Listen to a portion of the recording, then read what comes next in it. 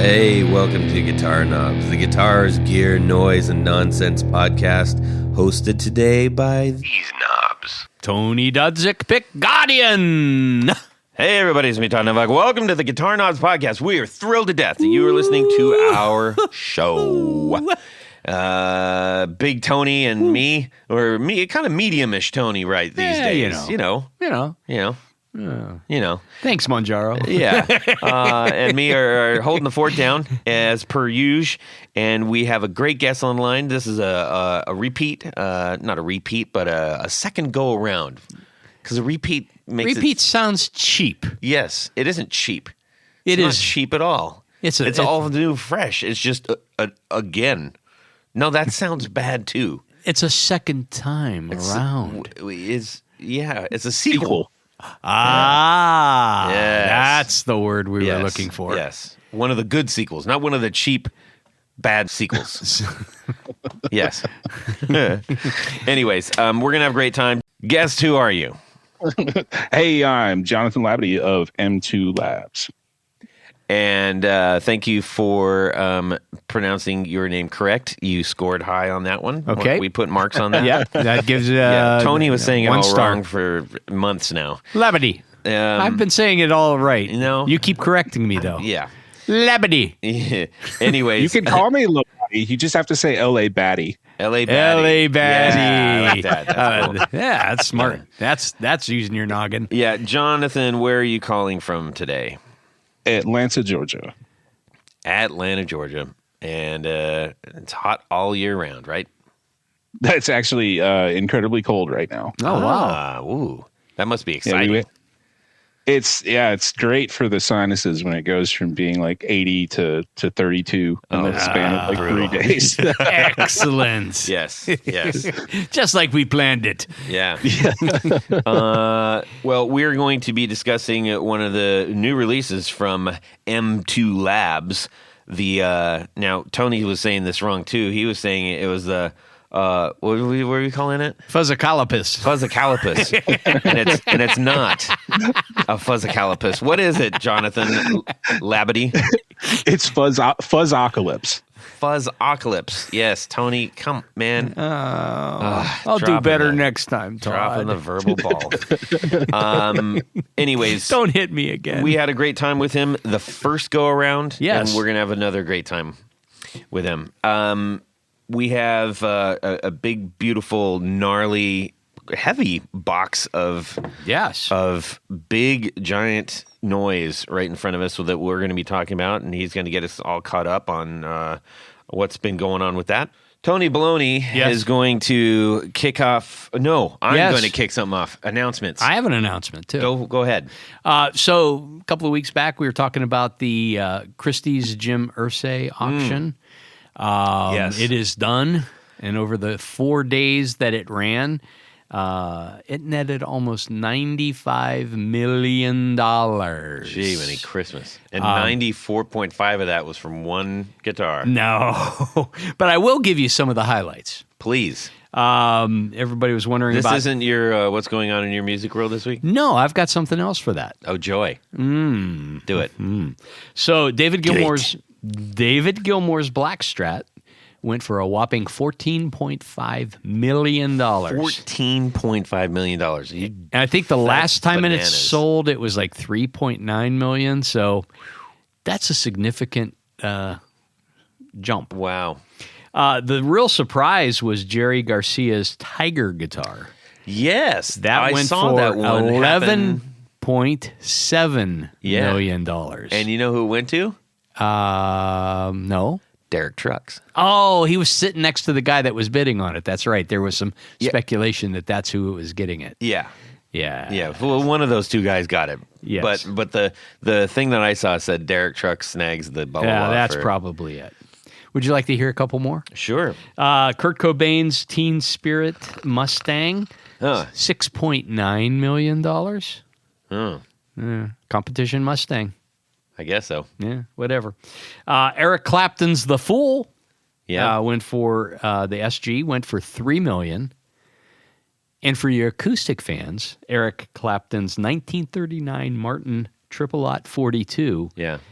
that he was on the Unplugged MTV Unplugged concert. Mm-hmm. $4.1 million. That's insane for an acoustic guitar. Come on. Listen to you talk. That sounds like a man who's never purchased a classical guitar before. I mean, I think so. So I'm going to do a little more rundown. Here's the thing. If you put 14 of those, $1 million for each up on the wall, you wouldn't be able to pick it out. You wouldn't. Am I wrong? Am I wrong? I could tell. Am I wrong? I could tell. You could not tell, Tony. I could tell. Anyways, as good as you are.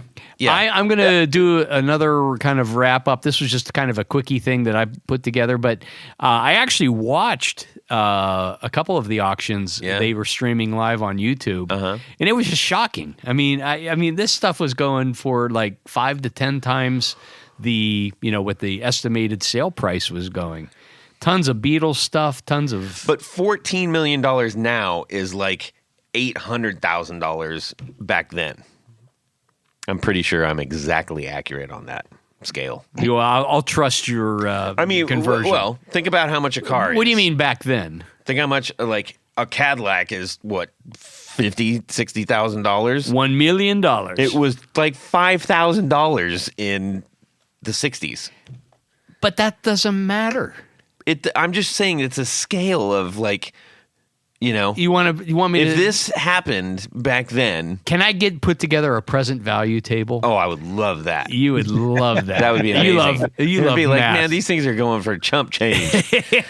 No, but you are correct, and based on current day pricing on, let's just say, a Les Paul, by comparison, in 1950s or 60s prices for late 50s prices for a Les Paul.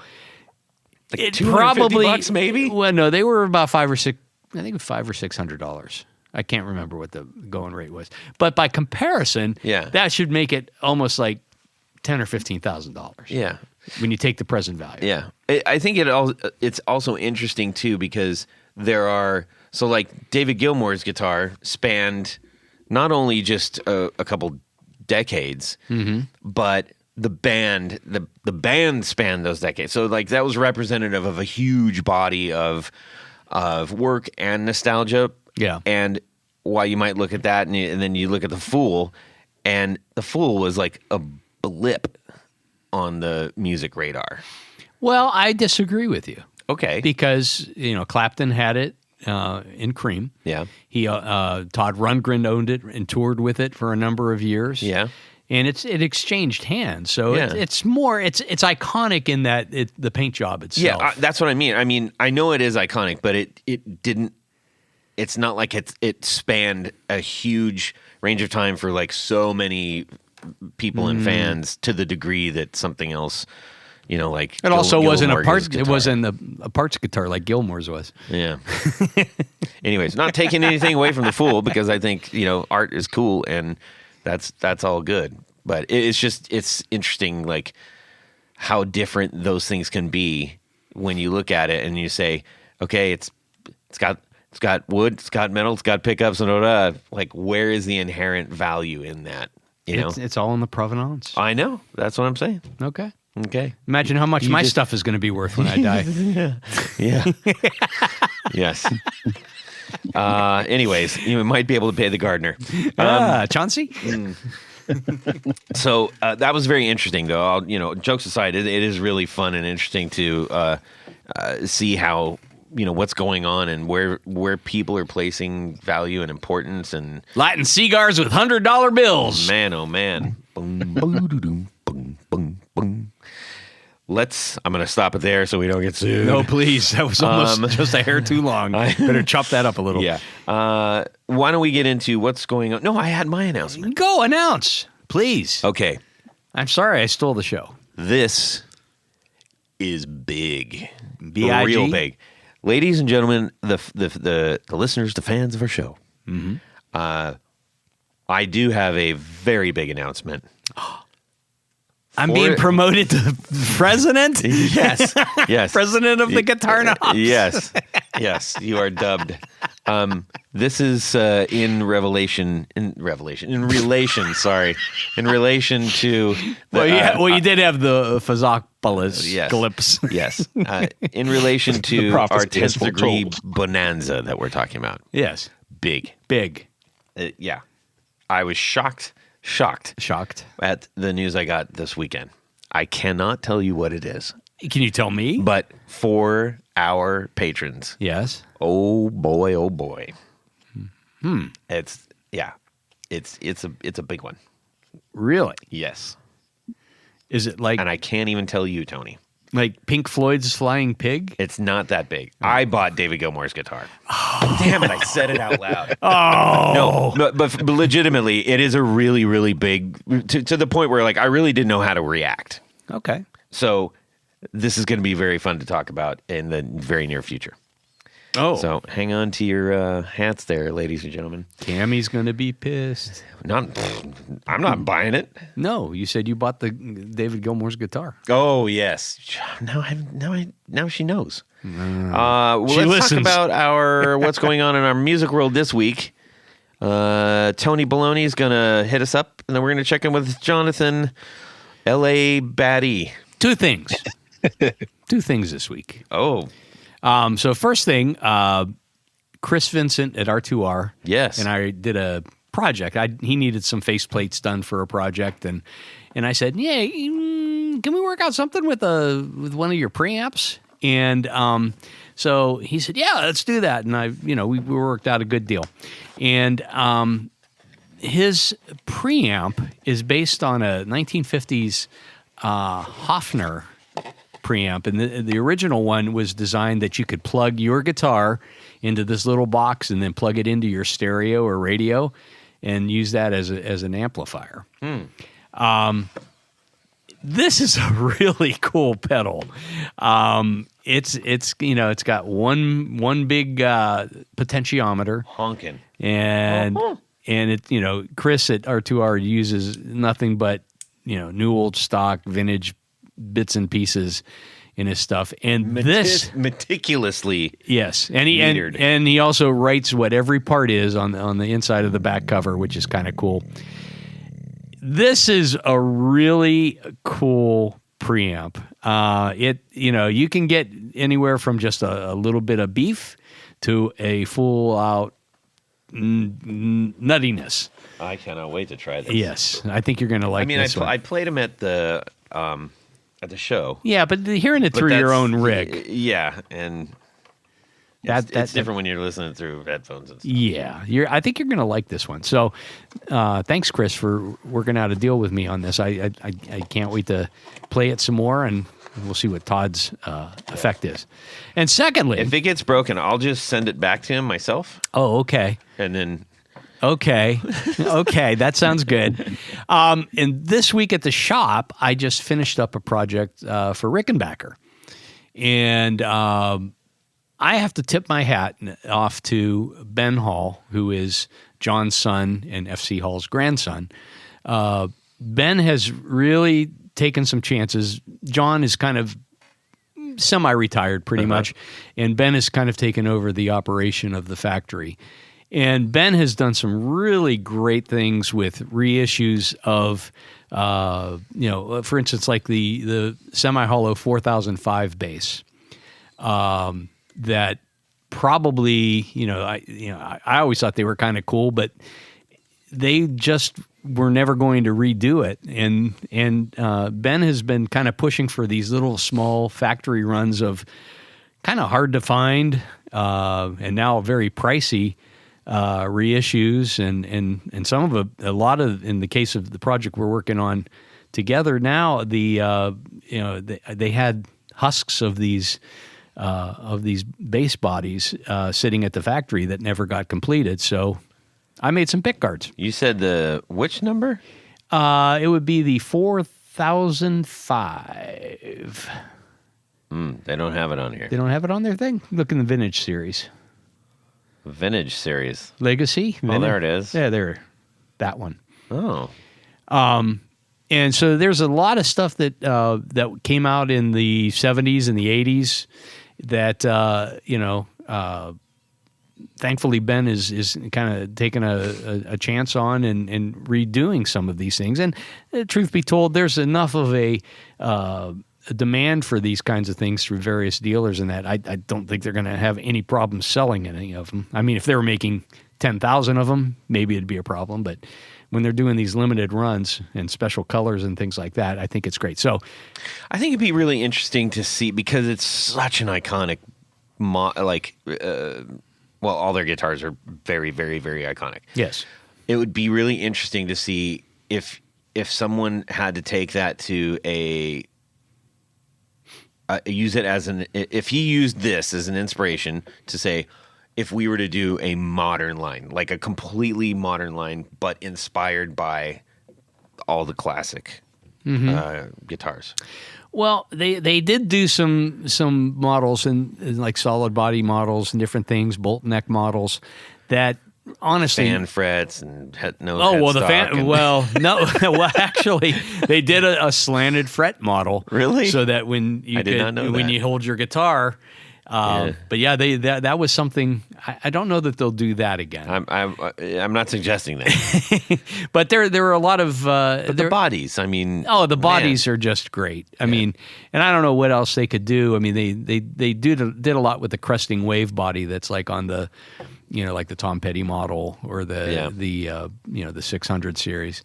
But there's some really cool stuff. And I was just gonna, like I said, I tipped my chapeau to Ben for doing some of this stuff and bringing some of these obscure models back out and making them available. Awesome. Sounds good. Thank you so much, Tony. Let's check in with Jonathan. Well, quite honestly, it's been with everything going on and how busy I've been, I haven't had a whole lot of time to sit down and play. But everybody that I work with in the music world is like releasing new albums, going on tours. Like it's everybody's growing essentially. So I've honestly been just kind of taking a step back and just remembering what it was like to be a fan again and why I got into this to begin with and kind of where I started. Yeah, that's cool. Well, okay. So talking about bands and everything, is there anything that you've been listening to of late that's worth sharing with the rest of us? It may sound funny, but it's a buddy of mine's gig. He's in two bands, but the one that I've been most impressed with, primarily because of how they're doing it, is a band called Dudzik. It's Daydrip, like Skyrim. It's a Skyrim themed thing. You laugh. Daydrip like Skyrim. No, that makes it crystal clear. So it's Daedric. Okay. And Dadarc. Dae. D what? Dae Dric. Okay. Dudzik. Okay. And that's right up there with Wolfbeard. What was it? No, what was my thing for Bluetooth? I don't know. No, don't you remember? No. I was supposed to. It's going to be the next generation of Bluetooth. Oh yeah, I can't remember. But let's move on. Okay. So, Dudzik. Yes. Okay. Like it's almost like Deidre, like the name Deirdre. Except it's Dudzik. Except it's Dudzik. Yeah. Okay, go ahead. So they're fronted by a female vocalist who she sings and screams, right? Uh-huh. So it's metal. I'm a metalhead, fair warning. Sure. And they're just a three-piece, and they're doing it all independently. That's cool. They own their whole production. They do their own booking and everything. And I think that's probably the thing I've been such a fan of these days, especially with the folks that I'm working with. You know what? I've actually seen clips of these. Okay, that's tracking now a little bit. I've seen a couple of clips of this on Instagram. Oh, cool. I'll have to tell them. That's cool. Yeah, great aesthetic too. Yeah, it's it's kind of amazing. I'm aesthetic finding like Daedric and Scoffer's Falafel or whatever you say. I remember when I was in bands, like the level of production you could achieve was nowhere near what you can achieve these days. So I've just been astounded with how well and how professional you can look. Yeah. Without like signing your soul away to the record labels. Well, that's cool. Thank you for sharing that with us. I think everybody can check that out and have some screamalicious drive time after this show, of course, not in the middle. What about you, Todd? Well, speaking of hardcore screamo. Oh, did you stop believing yet? I went to see Journey this week. On Monday. I know you don't now, Tony. In fairness, I've done that to many of the things. I've done that to a lot of things that you've brought up. But it was a great show because, I mean, growing up listening to all this stuff on the radio for ages and ages, and the one song I wanted them to play like super, super bad, which is Ask the Lonely. They started playing it and it was just great. I was like, that they did it. They're doing it. Did your eyes well up with tears? I got a little, got a little overcome. I love that song. Sue me. So no, please don't. Rocks for Todd. But here's where I started to my experience started to shift. Because Neil Schon, watching him play, it absolutely reminded me of every single, like I said, he is still every single one of us who's playing in their basement or their room or whatever, just to hear it, right? Just to hear like big power chords and soaring notes and big bends and stuff that just goes, that's like why we like guitar, because it just sounds awesome. It isn't like how technical it is. That's not the point. It's just he's up there on a stage and just the guitar is blazing. And I like, you see the look on his face. Was it pre-recorded? No. What are you talking about? And it's just something that at least I feel like I picked up on, where you're watching him and he's the guy's just like ear to ear smile the entire time because he's the guy playing the guitar. And it was. I talked to my daughters about this after. I was like, there's just a neat kind of thing that I like kind of locked in on, and I'm like, he is every one of us out here still, but he's up there. And I really appreciated that, because oftentimes, I'll go down the basement and I'll be like, oh my gosh, I've been playing for an hour and a half. I didn't even know, because I was like trying out a new pedal or something and just going and just hearing big guitar, man. Yeah. Fascinating. Yeah. I know. Did you have a good time? Yeah, I did. Okay. I did. That's all that really matters. Yeah. I'm happy for you. You wouldn't have caught me dead at that place. I know you wouldn't. So anyways, Tony. Yes. I don't know what your anger management coach told you about that, but that's okay. That's okay. It's okay. I am glad you had a good time. And did you take all your daughters or just all of them? Oh, and nice. the wifey. Oh, the whole family. The whole family. Nice. Yeah. Well, and I didn't drag him there. We were just talking about stuff one time after dinner, and I find that the girls are all like arguing which Journey song they like the best. And I thought, hey, if Journey ever comes back, I should try to take the family. And I'm not even lying. Like 1 or 2 days after that, I got the email that says Journey coming to Columbus, and I was like, bought, dude, just Cool. Bang, bang, bop, bow. The place was packed. Packed. Well, I guess he's not brand new, but the new singer, does he? I mean, he's been in the band for like almost 20 years. Yeah, I know. The new guy. Yeah, the new guy. The new guy's on his way out. I mean, it's like, this is the last. This is it. This is it. This is it. This is it. They're done. Damn, I wish I would have gone to the show. Yeah. Anyways, enough about that. I just had a great appreciation of like what it was to play guitar by watching him, and I felt it in the soul. Did point. Sean have a pedal board? Actually, he did. He did. Yes. And I'm sure there were a bunch of pedals on there. Yeah. How were they connected? Well, I bet he was using Tour Gear Designs patch cables. Well, if he wasn't, he probably should be. I couldn't spy with my little eye from the seats that I was at, but I suspect they were, because he seemed to be not caring about what may or may not have mishap on the no mishap will happen, and he probably sneaked a few more pedals on it. I think you might be right. Unbeknownst to the guitar tech. Yes.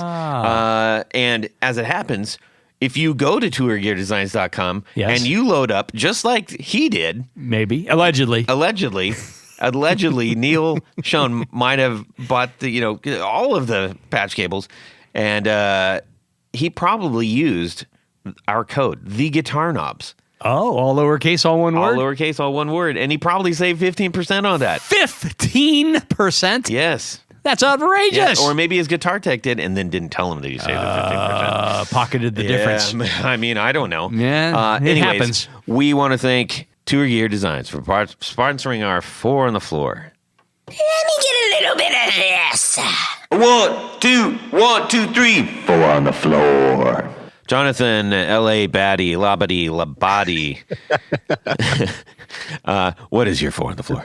V2. So the TC Electronic Hall of Fame is still on there. I like that a lot because it gives you the option to kind of like make your own thing, load it up, and it's got one knob on it. Mm-hmm. It's real cool, real easy. The last time we spoke, I named off this like really complicated Boss digital delay, and have been kind of reverted back to the DD8. Just leave it on one setting, on off kind of deal. Trying to simplify things. Okay. I picked up I'm a huge fan of Lee Jackson, and I picked up a Lee Jackson creamy compressor that he just happened to sign the inside of somehow. I don't know how. Oh, wow. I didn't see that when I bought it. And that thing's really, really, really nice. It's not every day somebody names something and then you go to use it like, well, why did he call it this? And then you go, oh, okay, it is creamy. All right. So, and the other thing, because, being an analog guy, living in a condo, like a 1-bedroom, 1-bath condo in the middle of Atlanta, doesn't necessarily work out that well with your neighbors. So I've got, I had a Quad Cortex. I still have the bigger one, but I just pre-ordered the Quad Cortex Mini, and I've actually been really impressed with that thing. Wow. It's still digital, still kind of not my thing, but it fixes a lot of the challenges I have in my space at the moment, and it does a good job at it. I gotcha. Okay. Was that 4? Yeah. That was quick. Yeah, I think so. I was just rolling with it. Yeah. Wow. That was the shortest 4 on the floor ever. I think so. Can we go to a review of those 4 pedals? Yeah. Just the names. TC Electronic Hall of Fame. Hall of Fame. Boss DD8. Boss DD8. The Lee Jackson Creamy Compressor. Mm-hmm. And the Neural DSP Quad Cortex. Okay. All right. That's all of them. Yeah, that's 4 by my count. Which way did it go, George? Tell me about the Rebels. Anyways, okay, that's all cool because we're going to talk about some cool pedal stuff right here. So apparently you're just making like huge noise machines to spite everybody. Yes. That's what I suspect. Okay, that makes sense because we have the Fuzzocolypse right in front of us.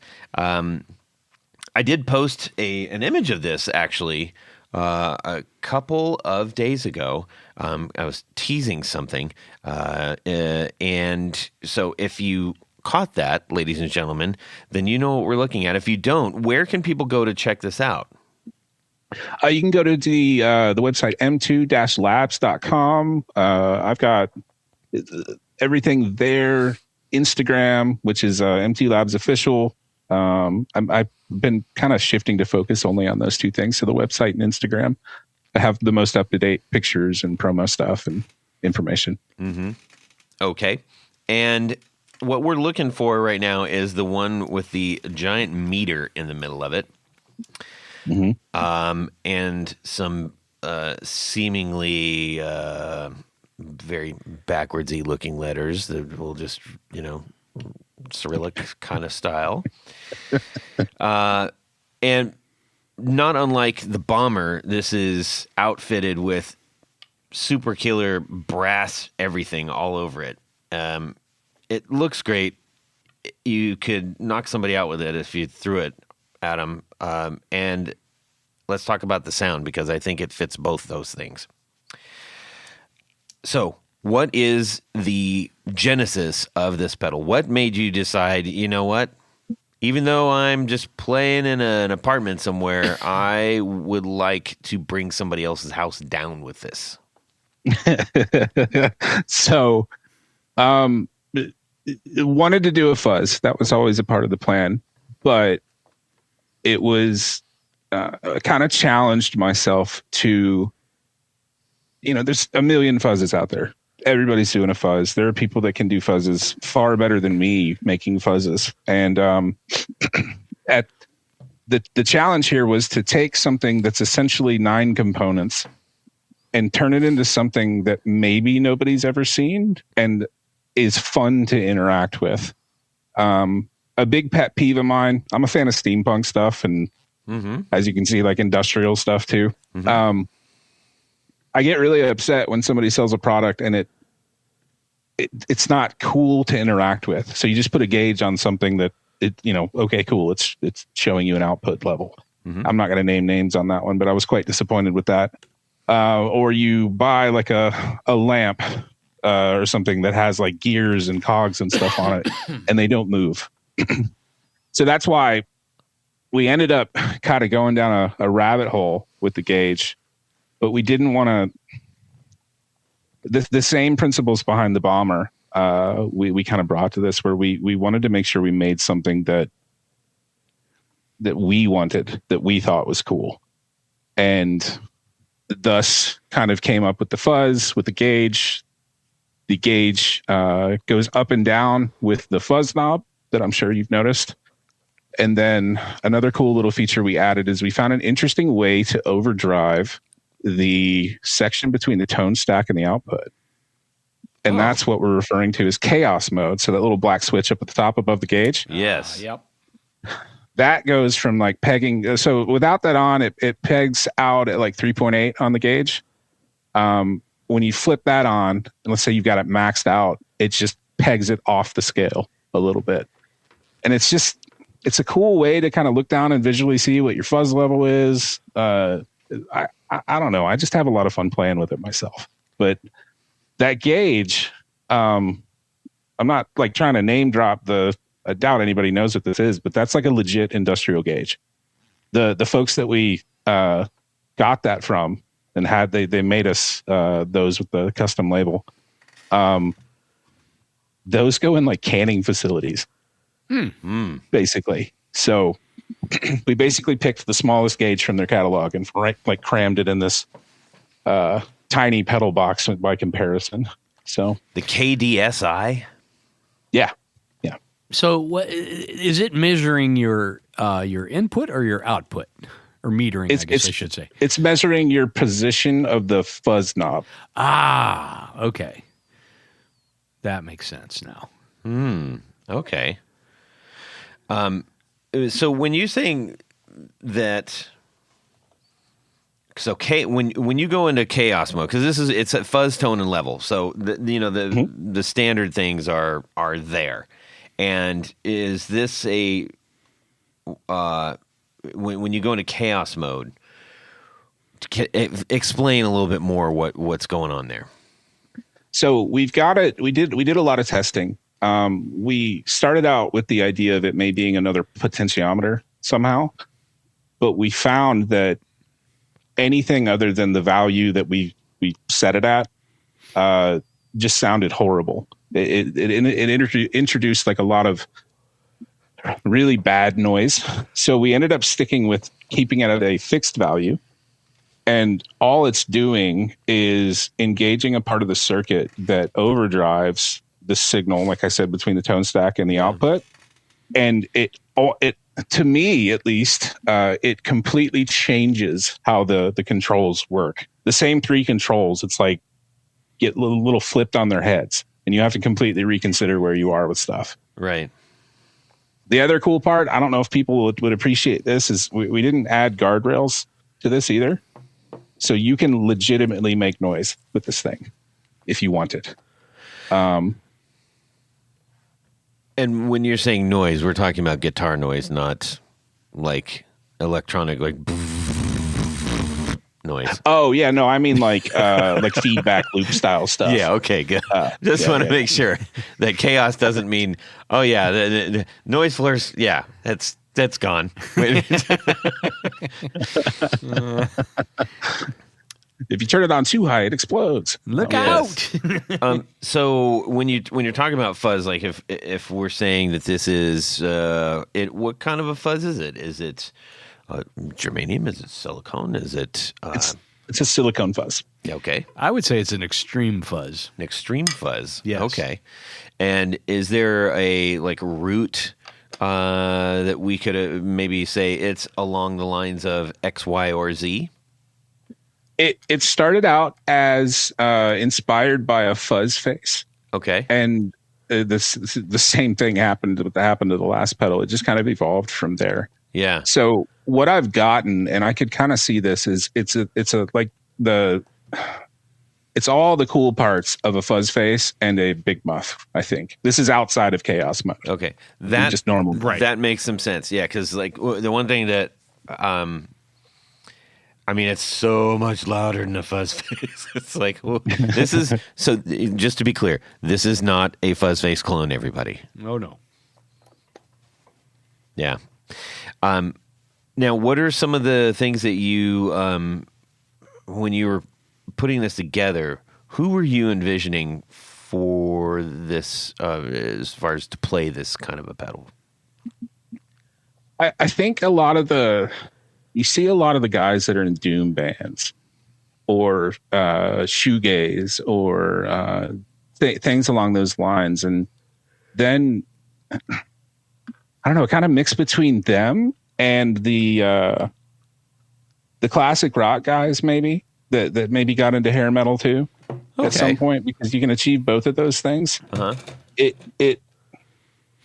could be anything. This is the problem that I have so far with both of these things, is it could, in my opinion, could meet almost anybody where they are. Yeah. And what they're looking for. I could definitely see, especially with the late resurgence of this band, I could definitely see like My Bloody Valentine utilizing something like this in full force. Which it does not do. Anybody that's not, I don't know, if you are not familiar with them, you might want to check them out because they are good and they make big, really loud music. And recently, one of their concerts, I think there might have been some records attempted or set, but one of the things that one of the earliest images I saw of their sort of like first reunion thing is people literally just covering their ears because it was so loud. Oh. I know there's information on that. I don't recall that. I'm not going to pull up wrong math on everybody. But when you see people towards the back, like covering their ears because it's so loud, that's awesome. But it's also, that's what they do. They make giant music, and yeah. This is something that kind of fits that bill. What were some of the, I guess, sonic tonal gain struggles or something like that? Anything along those lines where you're like, ooh, how do I control this or tame this, or do I want to?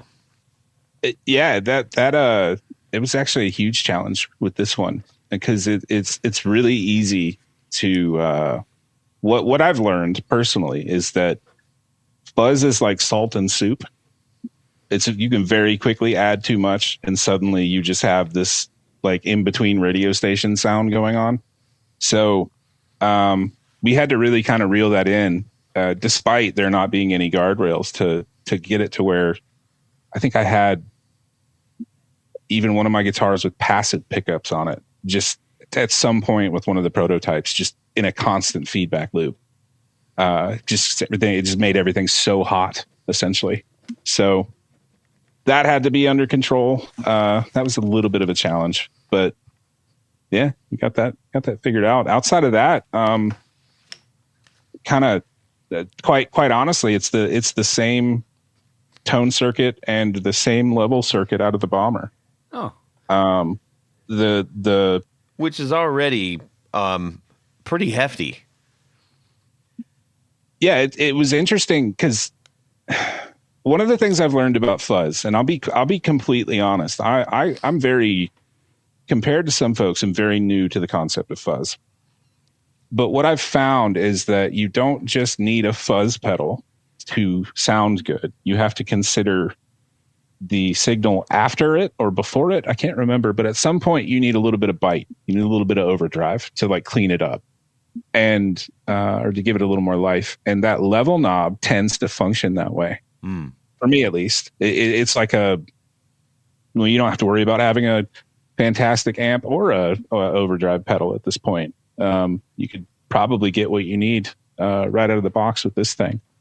And I don't know how people will feel about that. Me just tossing the tone circuit in there and the same level circuit. But we spent so much time on those for the Bomber that it just made sense to try and not reinvent the wheel and just go with something we knew that worked and complemented everything well. Yeah, it ties the line together too. I mean, they look, aside from the gauge, very similar in terms of the knobs and topography and everything. Yes. Mm-hmm. Now this one that you sent us came with a power cord, an adapter kit. Tell us about that. So that is that's something that I spent a long time trying to find somebody to partner with there. I tried to find a manufacturer that did that because I don't know if I touched on this last time, but the day that I woke up and found out that chargers didn't come with things like with your phone anymore, or you had to like buy a pedal and not have a power adapter, or you had to buy it separately, essentially, I got really upset. So one of the principles behind this, one of the things I wanted to aim to kind of correct there, and I know I'm not unique in this, is when you buy a pedal, and this is everybody within North America at this moment. I'm trying to figure out Europe and Australia and all that other stuff, but I want you to be able to buy this and open it and be able to immediately play it and not worry about whether or not you have the right thing to power it. Because with these analog pedals, digital switching, like the really cheap power supply or power adapter pedals, it just introduces so much noise if you're not careful. And in this one specifically, I think the reason that I took note and that it wasn't just another wall wart is it's a regulated power adapter, delivering 1,700 milliamps of clean, stable power with center negative polarity, the industry standard for professional effects pedals. I use 1750. Yeah. Where did you find a 1750? Your guy. Yeah. No, I get what you're saying, because some people, like, especially people that are starting out and stuff, they don't necessarily have a pedal board with a power source, and nobody puts batteries in these things hardly ever anymore. So, believe it or not, there's a battery in that R2R. Well, that when I'm saying, yeah, of course he's putting, because everything is like super vintage spec and everything. Yeah. But by and large, it's pretty rare that you. Oh no, you're right. Absolutely, you can't find one with a clip anymore hardly. Yeah, EHX stuff still does. But yeah, so I thought, wow, that's kind of a nice way of thinking about it, and the fact that you actually have it to where it's regulated, to where it's not just like, well, plug it in and cross your fingers. Yeah, that was. I've blown up a few pedals in my day, and oddly enough, while I was searching for this, a buddy of mine, I'm gonna let him hear this part of the podcast, but I won't call him out by name. He was borrowing one of his friend's bombers and accidentally plugged 18 volts into it. Ouch. So somebody's even fried one of our pedals by kind of not having the right equipment or getting something mixed up. So that's another reason why I'm providing this. Is it's trying to protect your investment. Instead of me telling you, go to this shelf and buy this thing in this store at this time of day, it's like, no, here you go. It's yours. Have it. Yeah. So on the power supply, there's a, right before it plugs into the pedal, there's a, I don't know. What is that thing? Is it like a fuse holder or something, or? No, that's the trick. It's kind of best of both worlds. Not only is the power supply regulated, but that part just before the plug is actually a magnet filter. Oh. So that is removing the potential of like dirty power or noise actually getting injected into your signal. Well. I learned something. Tony today. learned something. I already knew that, but Tony learned something. No. Just kidding. Yeah, well, I mean, when you look at him, you're like, I don't know, it's 9 volt. This is 9 volt. Why can't I use this other thing? That's why that's there, everybody. So it's there to looking out noise. for you. That's looking nice. out for you. Yeah. Now, does it play well with other maybe higher end digital power supplies? Yeah, it shouldn't have a problem at all. Like I've got I can't remember the name right now, but on my pedal board, I have a couple of different power supplies. One powers all the pedals, and then I've got another one that kind of branches off and powers my my quad cortex, and it'll, assuming you have the settings set to the proper voltage, which is 9 volts. You just don't want anything daisy chained and like totally isolated stuff. That's what we all need to be using, ladies and gentlemen. Yeah, spend the money. Get a good power supply. Yeah, indeed.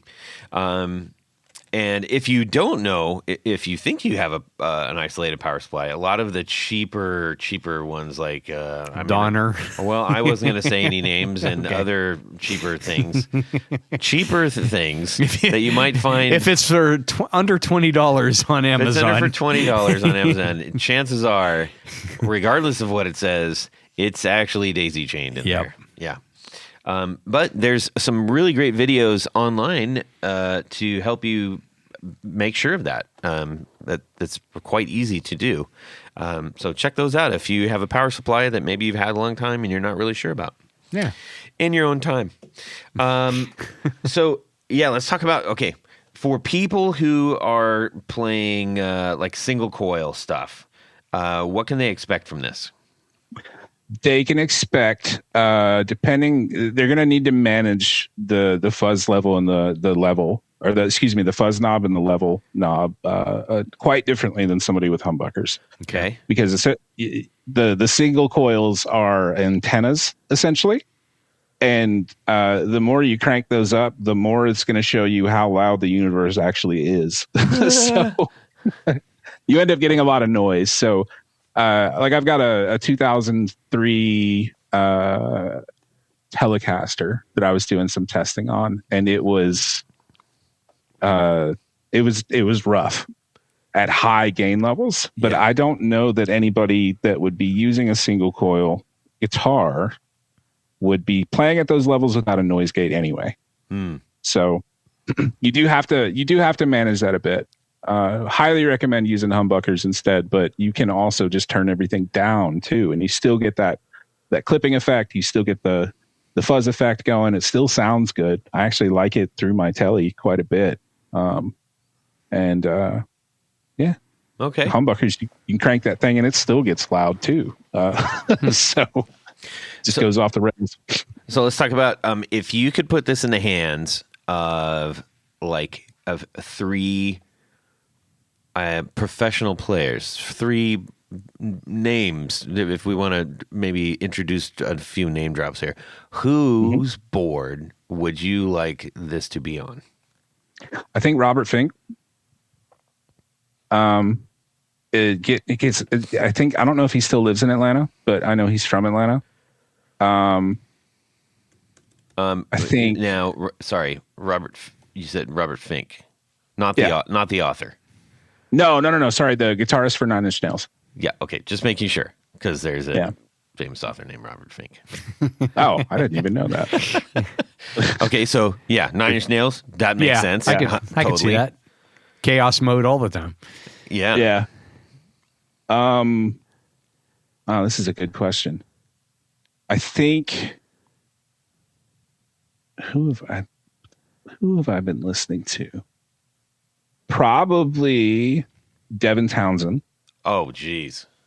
It's not his normal bag, which is why. Yeah. I'd love to see what he could just do with it. His voice sounds like this. Yeah, it can. Yeah. Wow. Guys are remarkable. And then who else? And Devin Townsend, I think it's just the Devin Townsend project that he's doing right now, right? Oh, he shut that down. It's just a solo project now. It's just him. Yeah. Okay. But that is one of his many works. Yeah. Yeah, and if people are trying to figure like who the heck is Devin Townsend, if you've seen a bald guy, basically, it's not even a scream. It's like it's a roar over anything. It is insane vocals, and he's also like monster guitar player. So. Yeah. You've probably seen a bald guy screaming and you're like, the hell? It's awesome.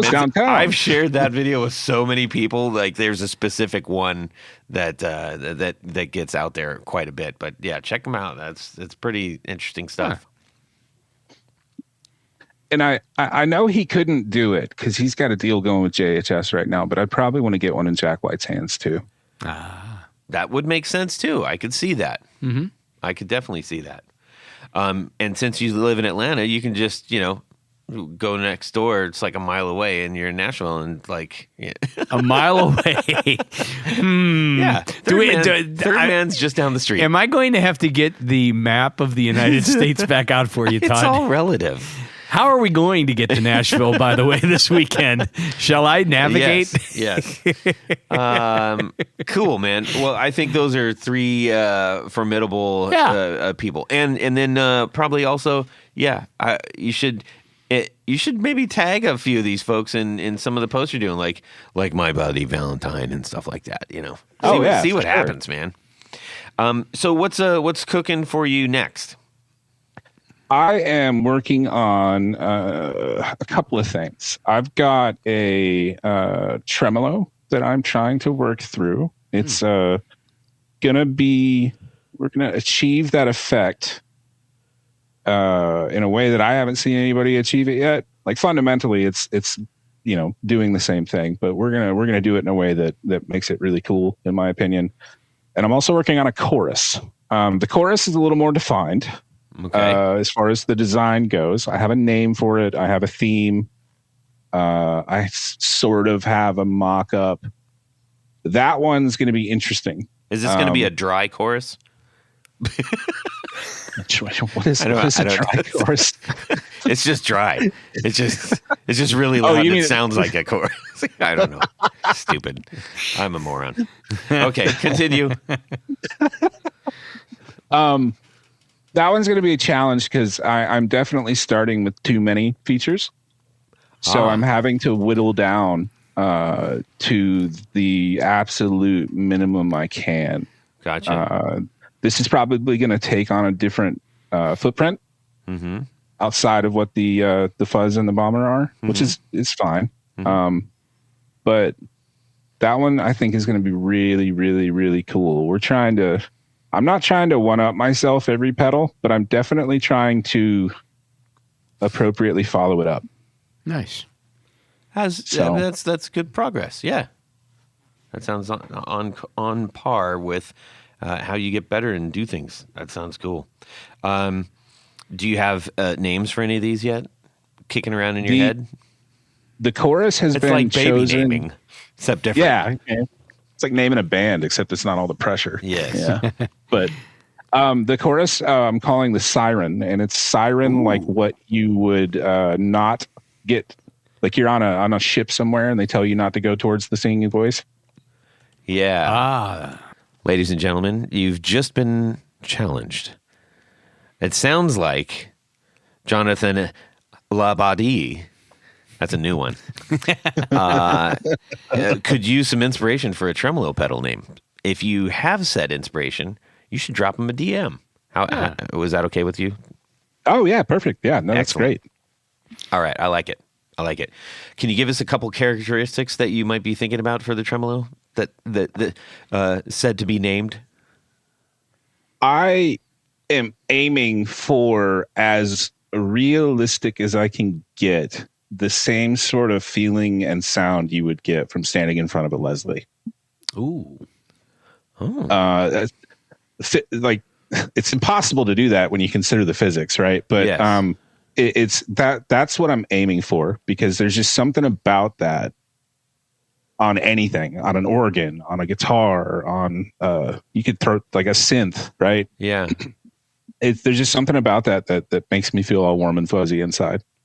Yes. Okay. So, well, go with that. And go in peace. Go with that. All right.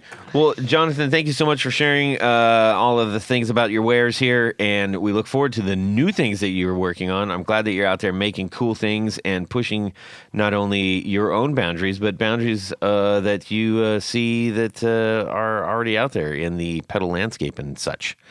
And we hope that the little baby tremolo gets a good and healthy name. Yes. Tony is Todd. going to bring us home. Are we rounding third? Let's do it. Let me get a little bit of this. Dang it, that's the wrong one. Would you rather? That's right, Todd. At this point of the show is a little game we play called Would You Rather? This week's is brought to us by our good friend, Bob Crouch. Okay. And appropriately titled, this one, What's in the Box? What's in the Box? Yes. So, you've recently learned from your favorite podcast that you haven't been chosen as a winner for the Hello Sailor pedal build. Oh. Yes. And that was Bob. He was pretty sad about that. I'm sorry, Bob. Everybody, Overwhelmed with grief and blacked out on espresso martinis, you drunkenly order 2 brand new guitars online. You have no idea what you ordered, only that one is a custom Fender guitar and the other is a custom Sully guitar, both of equal price. Yes. You can only afford to keep one, and you can only open the box you are keeping.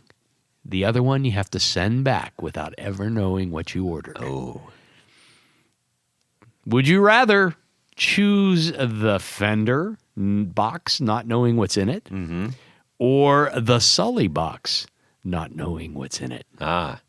I see this as this might make reoccurring things, not unlike our time traveler and a genie. Yes. Yes. I like this idea. Yes. By the way, thanks, Bob. Before we answer this would you Yes. rather? Bob does say, huge congratulations to the guys that won the Hello Sailor thing. That is going to be a super fun experience. Yes. Yes, it is. What's in the box? Yeah. All right. What's in the box? So we'll kick it off with Tony while Jonathan catches his breath, and then we'll check in with him. I am going to take and open the Sully box. Okay. I think he makes some really wild guitars. And obviously, I don't have one in my collection. And I think it's going to be really cool. Hopefully, it's maybe a Trella or an Astro or maybe. Well, of the two, which one is it going to be? I'm hoping because you've now opened it and you're like, oh my gosh, it's the 71 Trella. Okay. I love that guitar. Okay. It's kind of a less polish with a point on the end. Yeah. And I like on it. Both ends. Yeah. Actually, on both ends. Yeah. So Okay. that's what I'm doing. I'll send back the fender. Who knows what I ordered? Okay. Sounds good. Jonathan. I'm of the same mindset. Fender's a very, long-standing brand and everything, but I already have one, and I'd be interested to see what I ended up with the Sully guitar and kind of getting familiar with his models and catalog. He's doing something with his headstocks that makes me happy. Like every guitar. Mm-hmm. Well, I love it. So definitely the Sully. Okay. Excellent. I can dig it. Todd? Well, I think this is going to be unanimous for sure. And I would be taking the Raven model, I believe. Oh. It's kind of Firebird-ish, but it's like with a Firebird Explorer. Firebird Explorer. Yes. Now, Sully, we know that you make original, designs and things. So we're only saying those to give some people an idea of roughly what we're talking about. But make no mistake, this is neither one of those. It's its own beast. Yes, it is. And one of the cool things that Sully does, this is not sponsored by Sully, by the way. We like Sully, and we've seen his guitars, and they're pretty remarkable. I'm betting that this is going to have some like insane paint job on it, because that is his MO. Yep. He excels in doing that. So that would be a real treat to open that up for sure. Nothing against Fenders. Nothing against Fenders. No. But I think we all, for the same reason, said like, that would be an amazing surprise. Yes. So, okay. Well, Bob, thank you so much for sending this. I think you have just introduced a new reoccurring theme that we may find more submissions for. This is true. Yes. Okay. We need to thank a few people, Tony. Oh, yes, Todd. At this point of the show is a special group of people we love to thank. Who are they? Well, they're our executive producers, of course. Now, an executive producer helps make the show possible. How do you become one? You head over to patreon.com/guitarknobs. Check out a couple different levels that you can participate, become a sponsor, a friend, a hero of the podcast. Each level comes with some very nice thank you gifts and opportunities to win some great stuff. And, the giveaways. Oh, and there's some very special ones coming up. Oh, my. For our 10th anniversary. Mm-hmm. But above and beyond all that great stuff, there is one thing more, I am told. You get to have your name read on the thing. Your name read on the thing, that's what I'm going to do right now. So special thanks to these executive producers: Anthony Lathrop, Brett Hogarth, Cameron Pampas, Darren Gregory, Don Kloss, Elad Mizrahi, James Bell, James White, John Esterly from Rare Buzzer Effects, John Sebastian, John Halverson, Justin Jones, Ken Sayers, Michael Senchuk, Mike Davenport, Owen Eads, Pluton. Wow, I heard that tone. That was the second tone. Ralph Gottschalk from Wonderful Audio Technology. What? Richard Kendall, Rick Calhoun, Rusty Sneeden, Stefan Lamb, Tom Barazin, Trevor Ellenberg, Trevor Gunberg, Vader and Pedals, Caribou Gone, Ed Rossler, and Uday Ram. Yes. But wait, Todd, there's more.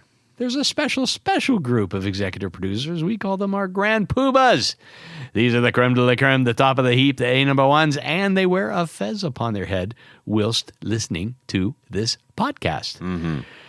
Anthony Jamalero, Billy Spitfire Unlimited, Bob Crouch, Brian Robinson, Cody Foster, David Kaminga, David Tyndall, Enrico Fernando, Fox Hill Studio, Gregory Randall, Hex Matos, John Williams, Martin Cliff, Matt Hart, Michael Van Zant, Michio Murakishi, Moon Guitars, Pedro Vasquez, Sam Jett, Steve Keys, James Pennington, Zach Oswald from Brandon Wound Pickups, Ty Barnes, James Castellano, and Kenny Howes. And I think I skipped someone. Oh, yeah? Did I skip someone? Maybe. How about Jonathan Labadie from M2 M2 Labs. Thank you so much. Thank you, one and all. Well, we can't do it without you, and we want to keep doing this. So that's the math. Let's do it. Yes, we truly appreciate all of your contribution and your connections. Your connections are equally important. They truly are. Please reach out and shoot us messages and stuff. We'll get in that in just a second. Jonathan, thank you for sharing your time and your wares with us. And where can people find these things? Thank you. On the website, m2-labs.com, or Instagram, which is at M2 Labs Official. Excellent. Nice. And yes, thank you so much. And we can't wait to see the what you come up with in the near future. Awesome. Thank you. You're welcome. Tony Baloney. Yes. Where can people see the things that you do? You can go over to pickguardian.com. Check out the stuff that I do. What do? I make custom pick guards for guitars. How do you get one? Shoot me an email. Let me know what you need, what guitar you have, what pickups you're using, what material you want, all the stuff. I'll make something special for you. As our friend Todd likes to say, it's your opportunity to make your guitar even more yours. That is correct. You can shoot me a DM on Instagram at GuitarKnobs. We'd love to hear from you. Tell us what your 4 on the floor is. Tell us if you've got a would you rather. Maybe a would you rather that fits under the new constructed Bob Crouch made up. What's in the box? What's in the box? Yeah, we just want to connect with you out there. We feel like we're doing it while we're actually doing the show, and we'd love to see that manifest. We will be in Nashville this weekend. Yes. And if you're hearing this now, Too late. But hopefully we'll run into a number of people that we can connect with there. I'm sure that will happen. So in the meantime, stay positive. Mm-hmm. Have a fantastic week. Subscribe. Arrgh. Tres amigos. Or it's plural. Actually, it's like octopi. Amiga is plural amigos. I think you're wrong. I'm pretty sure I'm right. Oh, yeah. Dig this. Think about that as a little kid. Like, we all took baths, separately as little kids. Mm-hmm. And you'd go underwater and you get a big mouth of water and then spit it up in the air. What? Mm-hmm. Why were we doing? Nobody said not to do that. Yeah. I mean, it's one thing in a swimming pool. Oh. So, how's your day? I do. I produce all of the virtual events for Emerson. Oh, Lake and Palmer have the day off, or what? Nice. I think it's called the Fuzzocolypse. Fuzzocolypse? Oh, it's like after a dinosaur? Yes, I think that's a type of dinosaur. Mm-hmm. Sorry? You're in Nashville, right? No. I'm in Atlanta. Atlanta. Why was I thinking Nashville? Well, Nashville does sound a lot like Atlanta. Yeah. If you got Captain Crunch in your mouth. They were birds. Covered in feathers. Tyrannosaurus Rex was a big bird. Yeah. But, have you seen the artist renderings? No. Oh, my God. Are they silly? They look silly. It looked like Muppets. Yeah. Frank Haas had it all figured out the whole time. Yeah, we didn't know I think so. Yeah. Oh, wow. It is. Well, actually, it's not even a flying. From what I understand, they were more like chickens. Yeah, well, a chicken is a bird. Yes, but not like a bird of flight. Well, a pterodactyl is. Yes, but that isn't a bird. That's a lizard. No, not a pterodactyl. Yes. It's got webbed wings, bro. Is that what makes it a reptile? Yeah. That one's like a legit reptile. But but dinosaurs are reptiles too. Well, not if they're birds. I wanted to talk to you about this because I don't know if this is appropriate or not. The last time we talked... Good thing you're asking me because don't ask Tony. Oh, come on. Just ask me instead. Yes. Fine, I'll do it my way. Yeah. Why are you doing this? First bite. Oh, jeez. Now I got to take it out. Well, that announcement was poorly timed. Yes. No way we go.